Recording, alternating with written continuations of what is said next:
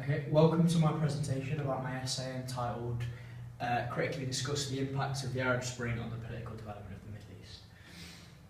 So firstly, we're going to start with a background on the Arab Spring. So it basically started in 2010 in Tunisia with something called the Jasmine Revolution, which is where there was an overspilling of public anger about issues such as inflation, unemployment, corruption, and a lack of personal freedom such as freedom of speech, and these led to political protest and a lot of civil unrest, eventually causing the ousting of the President Ben Ali and his autocratic regime and the establishment of a democracy. This movement of political protest spread to many other states in the Middle East and North Africa with varying degrees of success. Okay, so quick background on political development. It is described as the improvement of human life through the improvement of the political system.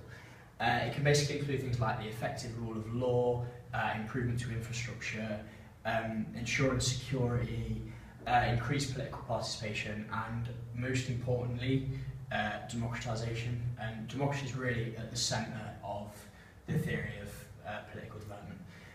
It's seen as crucial by many theorists, but it's arguably not always necessary, because it could be argued that autocratic governments can ensure certain basic levels of development, such as access to education and access to healthcare. So it could be argued that democracy is not always crucial to development as a whole.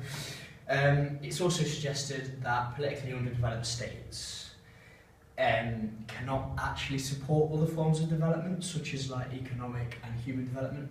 So in this way, political development could be seen as a prerequisite for development as a whole. Just a couple of the successes of the Arab Spring for political development. Tunisia being arguably the biggest success, it experienced a transition to a free and fair democratic system with a four-party system, greater rights for women, and improved free speech. Also, the human development could be argued to have been improved by greater access to personal freedom and autonomy, which is central to SEN's claims about human development. So it could, however, despite this, it could be argued that the economic issues that were largely responsible for the Jasmine Revolution in the first place still persist in Tunisia. So, for example, unemployment and inflation is still a major issue, especially in young people, and this is hindering development progress as a whole. Morocco was also a minor success. So, political protest encouraged the King Mohammed VI to surrender some of his powers and issue constitutional reform. However, he still retains a lot of his authority. But his reforms did include frameworks for human development through community-based projects, which have been fairly successful towards human development. Okay, some of the failures.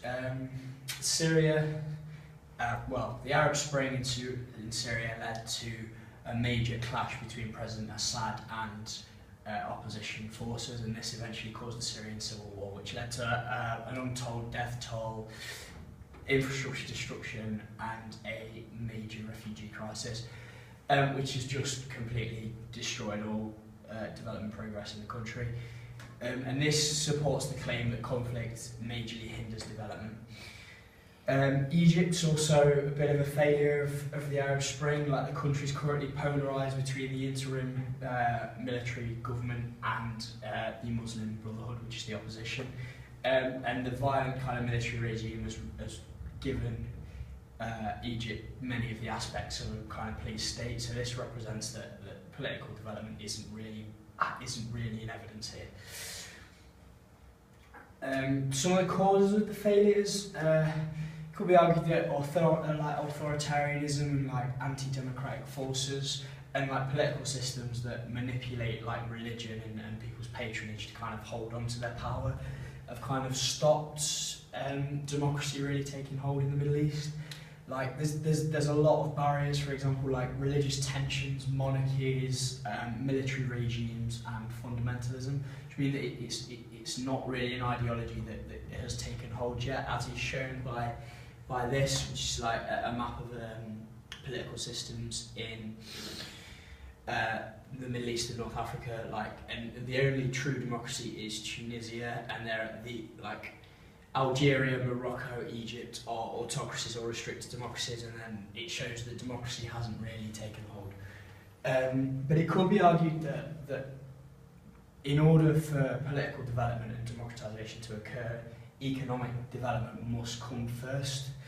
And this supports the idea of modernisation theory, where economic development must be the prerequisite to other forms. So the economy must modernise before other forms of development can happen. And this may be a major barrier to democracy in the Middle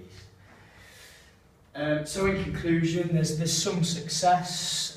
Tunisia have had a successful democratisation process, but it may take decades for that to consolidate, as shown by this diagram. There's major barriers to democracy in other parts of the Middle East. It could be argued that democracy is not always necessary. The Arab Spring has led to conflict and the just complete collapse of development progress in Syria. It could also be argued that one of the major problems behind democracy in the Middle East is that economic development must come first and be seen as a prerequisite for any kind of political change. But one positive is that in states where political development has been successful, human development has also improved. So yeah, and some critique of the essay that remarks on the kind of success of democratisation in Tunisia. They kind of jumped to a premature conclusion. Whilst Tunisia showed promising signs, it may take a few decades for us to know the true impacts of this. Also, the focus of the essay must be more consistently focused on political development. It encompassed other forms of development, but the focus needed to be more clear. So yeah, thank you for listening. These are my references.